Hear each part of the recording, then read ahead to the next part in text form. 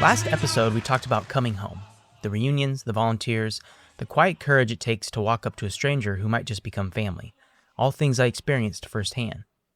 That evening, I spent 2 hours at a podcast booth capturing story after story, newcomers, veterans, all willing to tell me how they got here and what gives them hope.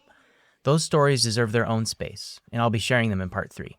As I walked down to the conference the morning of day 2, there was an electric energy in the air.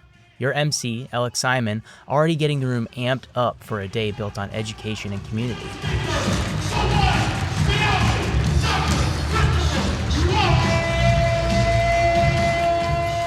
This episode isn't about that energy, though. It's about the future of this coalition, the women who have yet to be seen, and the children who will, in time, usher in the next generation of advocates. I'm Kai Sorensen, and welcome to Boundless B, the Hemophilia B podcast, the podcast standing with you from a family like yours, presented by the Coalition for Hemophilia B and in partnership with Balancing Life's Issues. This is part 2 of Voices of Symposium 2026, Scene.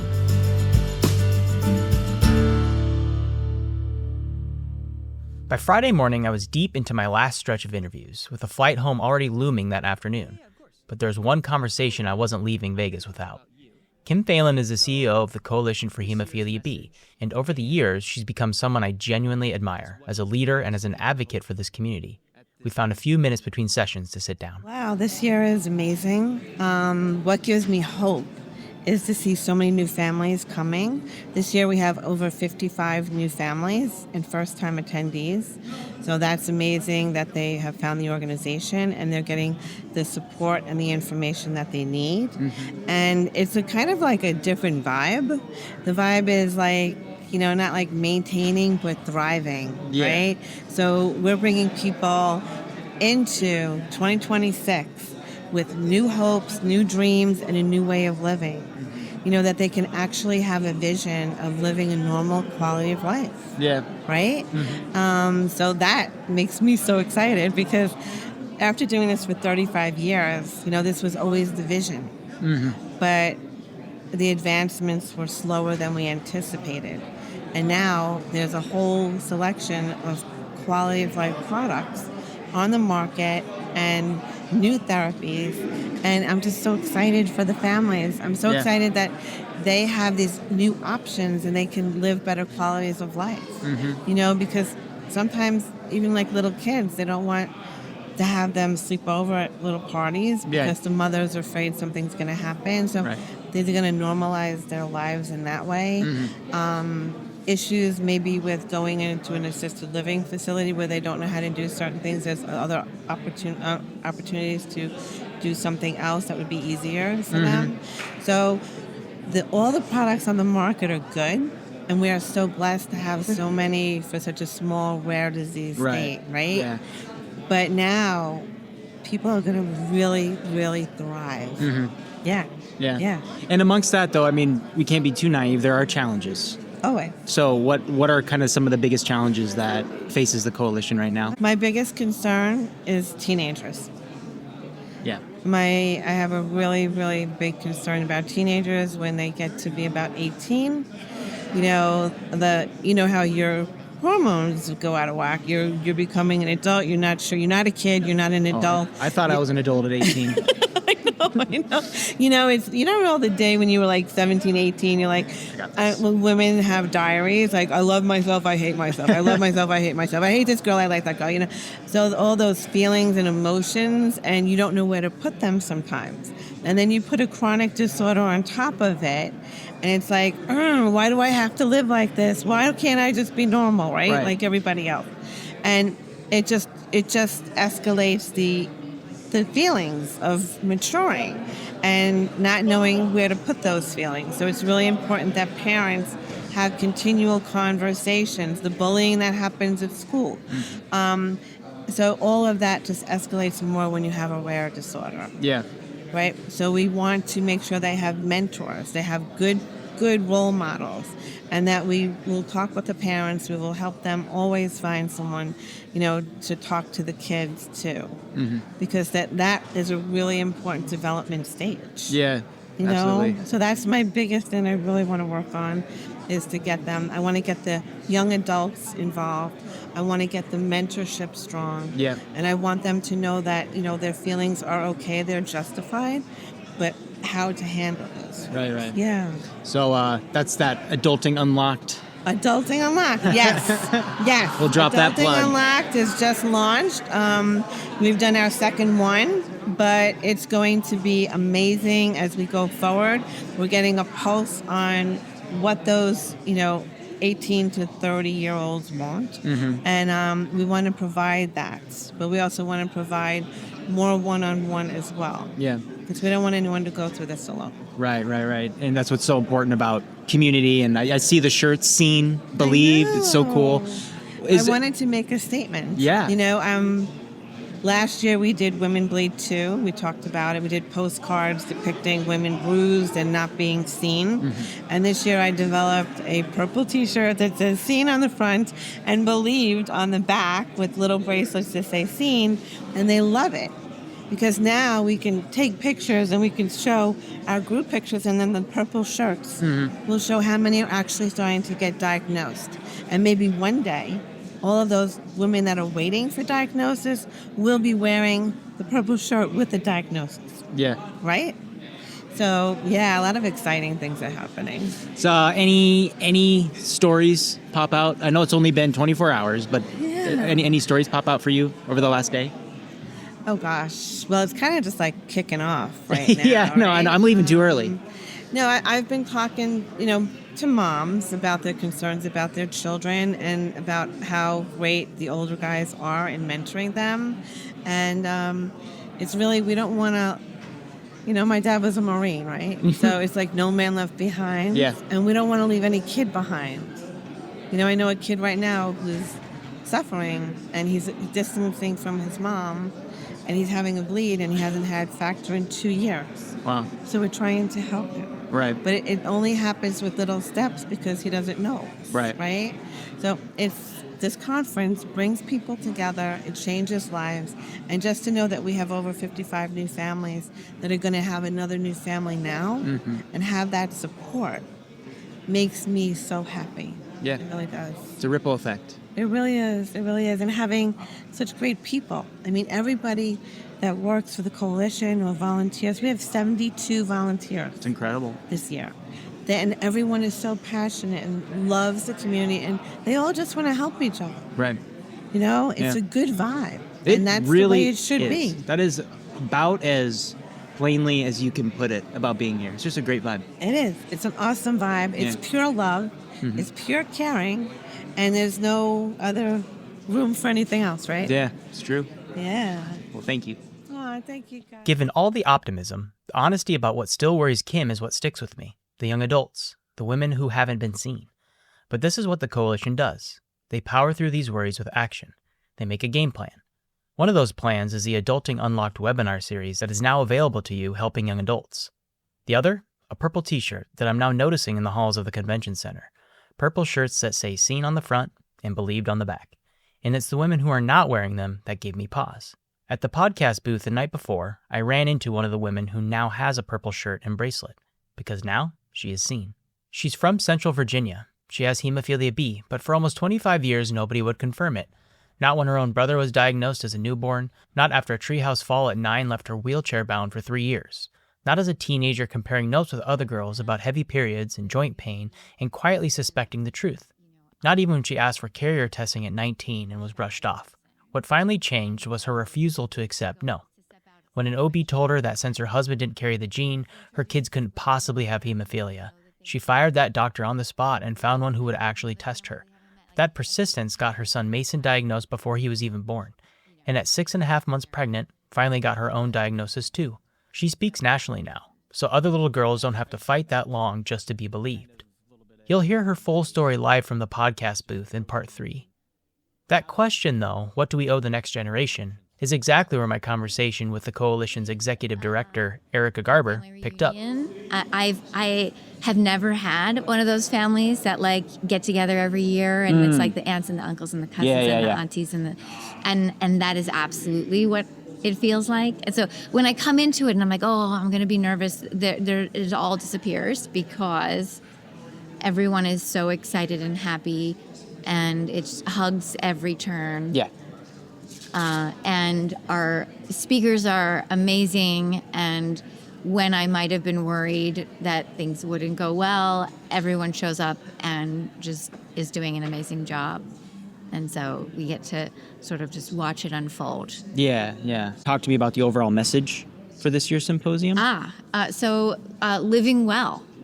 There are so many new options, and with folks making decisions for their health, with new treatments, the world is opening up for folks. And so we were very intentional about thinking about future planning for folks making career moves, folks now expanding on their wellness practice and how to support and have even more access to a healthy body and holistic approach. Living full lives. And of course, a great deal of education around emerging treatments in the community. And some of the new options are, the science behind it requires some explanation, right? To feel confident about our choices. And so we've got experts really diving deep into how it works. And who can talk on our level. Yes, and that's the key point, because I think that some folks might experience in their doctor's office confusion or nervous about asking questions. And when we have speakers here that are their sole purpose is to inform and answer questions, and when you're in a room with other folks asking that same question, you suddenly feel like it's okay to ask that dumb question that maybe in the one-on-one setting you're nervous to, or if you have a doctor that's not supporting a change and you're in a room with a person that made that change, it just instills confidence, I think. Yeah, I think a word that popped out a few times yesterday at the podcast booth was seen. Yes. In fact, Seen. People were wearing bracelets Yes. that said seen on them. Can you talk about that a little bit? Those were the women diagnosed. Right. The women diagnosed, yeah. Yes. So we wanted to welcome the number of women that are diagnosed is growing because of them speaking up and advocating for themselves and for each other, as well as the men in the community advocating for the women. Asking the questions, maybe that make them maybe feel uncomfortable. Yes. Asking, documenting their life and the symptoms that they're experiencing, and coming in armed with information, compelling, real information about what's happening that is undeniable. And there are more than ever. And we want the women in our community to know that they're seen by us. And what better way than some fun, beautiful swag.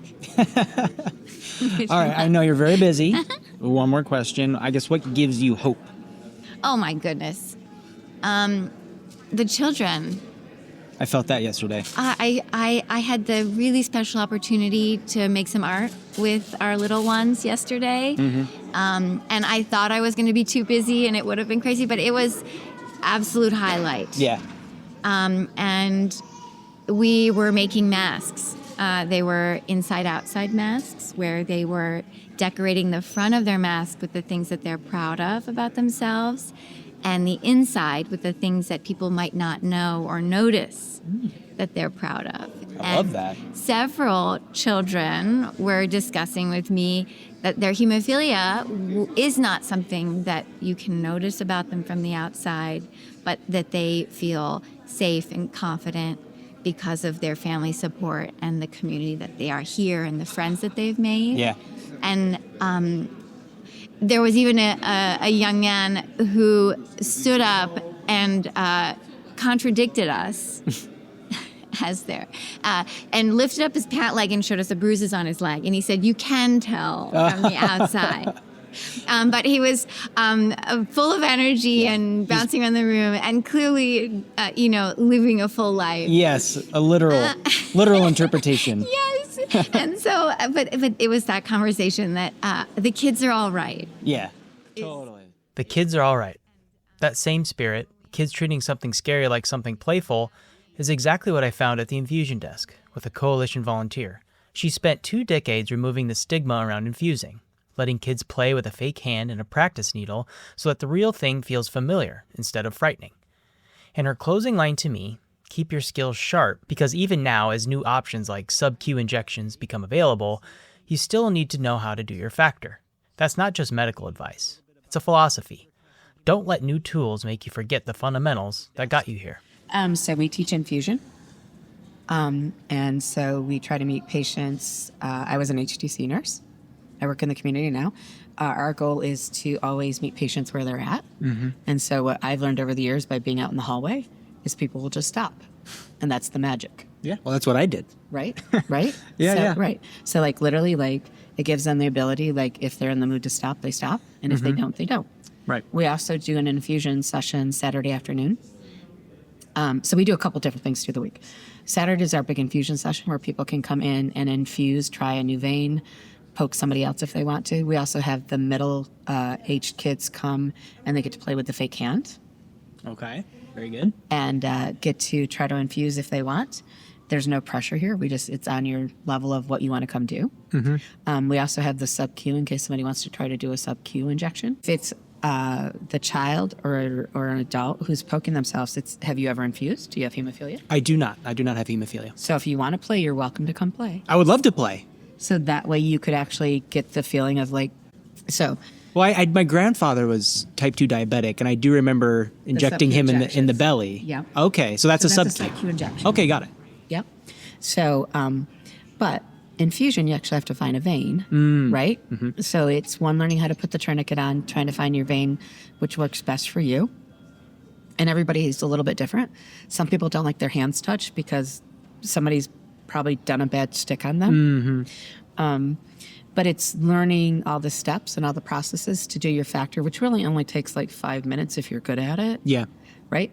But it's getting over that being concerned, afraid of putting a needle in your arm. Right, because you might start a bleed. Poked. But like you've had lab work done, right? Don't you get a little hyper? Oh, of course. There's always like anxiety around like any they're gonna kind miss of... it, right? They're coming at you with a needle. Yeah. Nobody should like that. Right, yeah. A little crazy if you do. But so we just sit here and we let people come to us because it's on their terms. Sure. Right? And everybody learns better on their terms. Right. Than like scheduling, you know? Yeah. And it just gives them another chance to practice, or if they're sticking for the first time. We've had a lot of, I've been volunteering with the coalition. This is my 20th year doing this. Oh my gosh, 20 years. But what's amazing are the number, and I don't keep track of numbers, so forgive me, I don't have a number in my head for you, but the number of people that poke themselves for the first time at coalition is huge. Yeah. Because it's a safe environment. Everybody else does it here. Right. You know, Right. it's not, you know, like most. And that's when she began walking me through a self-infusion, step by step on a practice hand. Tourniquet, butterfly needle, landing the plane. I'll be honest with you, it wasn't easy, which says something about what these kids and families do for real every single week without a second thought. That gap between how hard one practice run felt for me and how routine it is for them followed me straight into my next conversation with a family just starting to close it themselves. Every first family at Symposium gets a red dot sticker on their badge. It's a small thing that means a lot. It tells the whole room, be gentle, say hello, this is new. What struck me talking to first-time families this year is how much advocacy starts before a child can even talk for themselves, and how much earlier intervention now means a long, healthier road ahead. I met a mom near the registration desk while her son ran circles around us with a pack of other kids. My son is 20 months old, so this is our first year coming. He has moderate severe hemophilia B. Okay, and that's this one here. Yep. Okay. What an outfit. Yes. I have a 2.5-year-old, so I got about a year on you with that one. And so concerning diagnosis, can you tell us a little bit about that story? Yeah, so I was a carrier. I found out when I was pregnant, and when I was pregnant, I got tested to see if he had the gene, and then we found out we did, so then that's when we set up to have a pediatric hematologist. We live in the city, so we go to Cornell, and we're very happy there. So he's in very good hands, and we love our nurse practitioners there. So before birth, we had an appointment with them to have everything in place for when he would be born. Gotcha. And so in terms of, that first part of life and those journeys, how did you end up getting connected to the coalition? I was reading about it. I'm in a lot of the Facebook groups, and I posted, and then just, I guess, word of mouth and also from social media. And I saw that and I really wanted to meet other families with B, because I do know families with A, but it's very different. So it's really nice being here. So I'm really happy that we attended. Absolutely. And I guess so this is your first attendance. Yes. What kind of emotions did you have coming into this event? I think last year would have been too soon for us because it was still like learning and a lot to process. So we weren't really ready to come last year. But this year it's nice because I don't really know a lot of families who live nearby with B. And now I'm meeting other children the same age and families that are on the same prophy and just learning about different options. So it's very nice. Yeah, just pointing out as we're chatting, your child's running around with a bunch Yes, of he other made kids. another friend. They've made friends already, and I'm assuming you've already met some other parents. Yes, and my husband did the golf outing yesterday. I got to be part of the other meeting yesterday, the pre-advisory board. I was in there. So it was really nice to hear other people's stories and also like the older generation and what they went through and like now the opportunities for the younger generation. Yeah. So I guess as a mother with a child with hemophilia B, navigating the emotions of that, how do you feel that the coalition has helped you as a mother? So being on your own and being alone with it is definitely scary and it feels very sad. But when you're here, other families are going through the same. So it just feels like more normal part of life. It doesn't feel as isolating. Yeah, and the idea of like community, Yeah. being seen. Yeah. And you see they're all little kids. They're all still playing and doing normal activities. So it's really nice. Well, thank you so much for taking time. I followed up with her a few weeks after Symposium, and she told me about meeting a family whose son was only months apart in age from hers. She watched a young man speak on stage about his gene therapy, now in college, barely infusing at all, and she let herself imagine that future of her own son. And she said something that's exactly why the coalition exists in the first place. Everything at this event was about B, built for her son specifically. As we wrap up part 2, we're not going to close with an interview. We're going to close with the sound of the reason all of this exists. This year, I got to run the music programming for the 6 to 8 and 7 to 9-year-olds at Symposium, tapping back into my own background as a music educator before I ever picked up a microphone for this podcast. So, who's excited to be here this weekend? Me! Yeah? Why do you like coming here so much? Because I love it. And if you want to dance, you totally can. I heard of this song. You've heard this song? Me too. Well, that's surprising. Hello, you all, how are you doing? Hello, you all, how you going? What's new? Hello, you all, how are you doing? I want to make music with you. Okay, who should we sing hello to next? Tatum, we're going to sing hello to Tatum, all right, guys? Hello, Tatum, how are you doing? Hello, Tatum, how's it going? What's new? Hello, Tatum, how are you doing? I want to make music with you. Okay, who's next? We can sing hello to all kinds of stuff. It doesn't have to be a person. It can be a thing. It can be our community. That's who we're here with this weekend. All these people in your life, okay? That's your community. We could also sing hello to the door. Should we sing hello to the door? Yeah.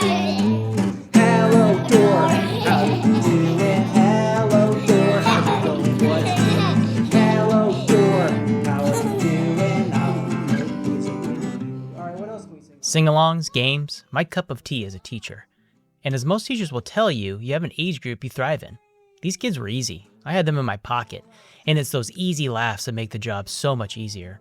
So as I geared myself up for the older crew, I knew I was walking into energy in all caps. Turns out whether it was the time of day, the blood sugar spike right after lunch, or just a room full of kids who mostly wanted to pal around with friends they'd already made, there was a restlessness in there I recognized. So I pulled the ripcord every music teacher keeps in their back pocket, tried, tested, and true. The dance party.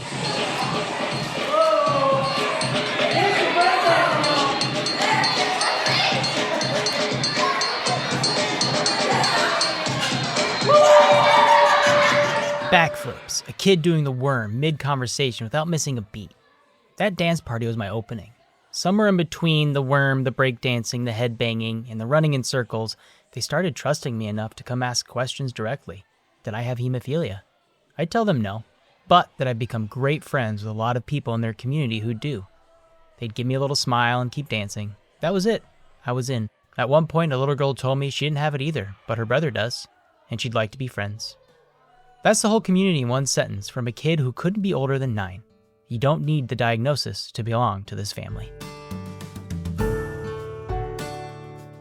The generation ahead of us fought for access to Factor, fought to be believed, fought just to survive long enough to build the community that exists today. The generation in that music room gets to inherit something different. The chance just to be a kid. A scraped knee that's an inconvenience instead of an emergency. That's decades of advocacy, education, and stubborn, purple-shirted refusal to be unseen. All of it spent so a little kid could sing hello to a door and mean it. Next time on Voices of Symposium 2026, we go live to the podcast booth. 2 hours of stories I collected from newcomers and veterans the night before day 2, and the full conversation with the woman behind the purple bracelet. This has been Boundless B, the podcast standing with you from a family like yours, presented by the Coalition for Hemophilia B and in partnership with Balancing Life's Issues. Don't forget, you can stay connected to your community at hemob.org, and you can find Boundless B wherever you get your podcasts. Until next time, everybody, take care.